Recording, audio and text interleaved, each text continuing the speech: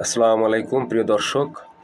আজকে আমি আপনাদের দেখাবো বিশ্বের একটি ঐতিহ্যবাহী স্থান, যেটা আপনারা সকলেই চিনেন। কেউ গিয়েছেন, কেউ এখনো যেতে পারেননি, কারো ইচ্ছা আছে কেউ যাবেন। যেটি হলো ভারতের উত্তরপ্রদেশের আগ্রায় অবস্থিত তাজমহল।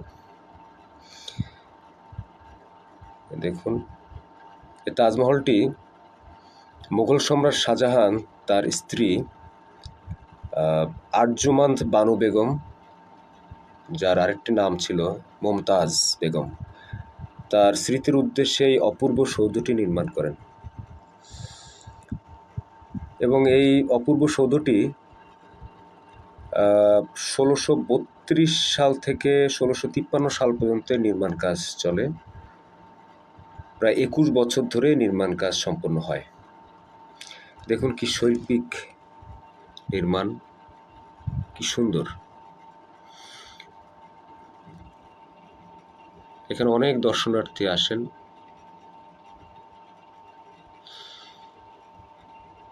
দেখি আমরা আপনাদের এর ভিতরে নিয়ে যেতে পারি কিনা।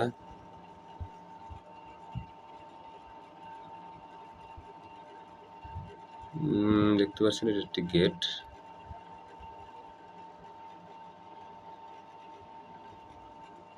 সেই সমাধিটা কোথায়? ভিতরে যে কবরস্থান বা কবর, যেটা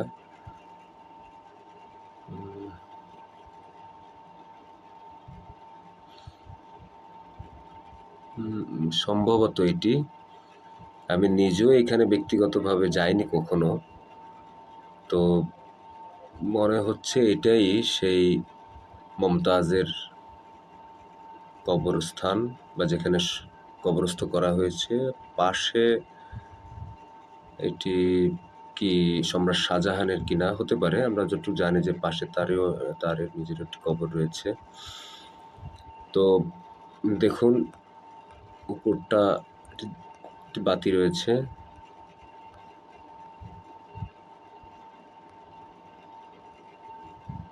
এখানে সব শ্বেত পাথরের।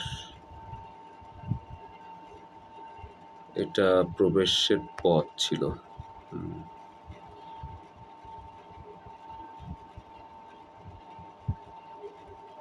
আমরা এখন আবার বাইরে চলে এসেছি। এখান থেকেই পথ, এখানে কিছু একটা লেখা রয়েছে হিন্দিতে, বুঝতে পারিনি।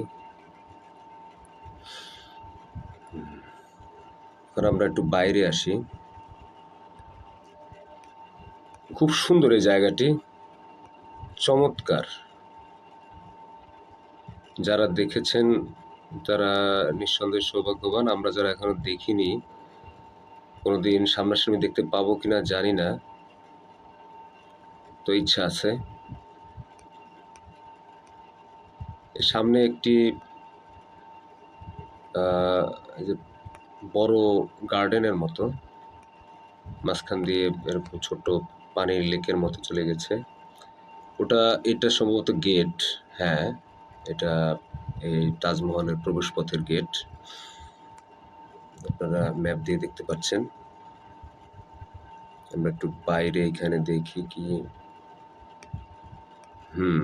এটা প্রবেশের একটি গেট। তাজমহল।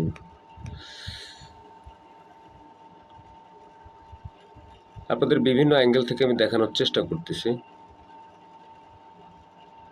যে দূরে তাজমহল দেখা যাচ্ছে। এটি একটি প্রবেশের পথ।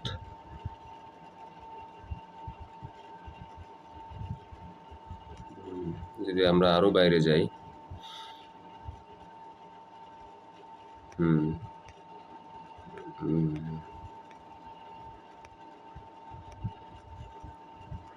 দেশ বিদেশ থেকে অনেক পর্যটক এখানে আসে।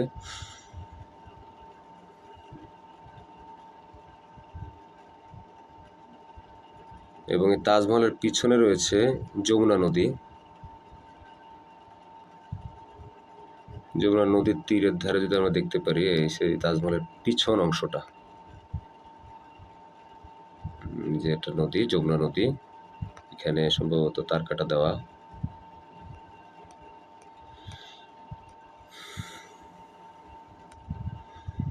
ধন্যবাদ দর্শক।